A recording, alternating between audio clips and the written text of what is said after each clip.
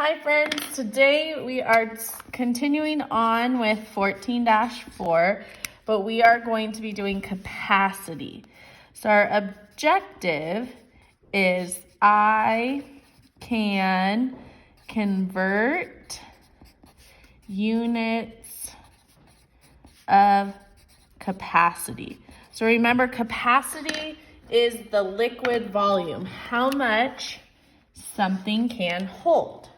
So I'm going to refer back to gallon man that we learned.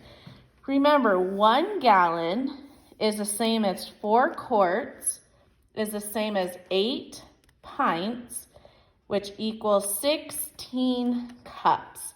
So refer to this when you are working on your lesson today. We're going to start by dividing. So we're going to start with number 1. The question is 12 quarts equals how many gallons? So thinking about what you know, the information that you know from your gallon man, we can look at this that I will send to you also. So the information that we know is 4 quarts is the same thing as 1 gallon. So just like when we learned how to do length, if the numbers are stacked on top of each other like this, what do? Good, we divide. We always ignore the 1. So now you ask yourself, how many times does 4 go into 12? The answer is 3. So this problem says 12 quarts is the same thing as 3 gallons. Let's try another one. Number 2. This time we're going to use cups and quarts. So I have 8 cups and I want to know how many quarts that is. So same thing, we need to write down the information that we know. We know that there are 4 cups inside of 1 quart. So we write 4 cups equals 1 quart. So just like problem 1, the numbers are stacked on top of each other, so we have to divide. So this should be an easy division problem. How many times can 4 go into 8? You should have gotten an answer of 2.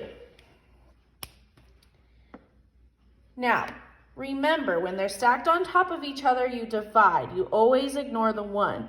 This time the numbers are going to be opposite from each other. So think about what that means.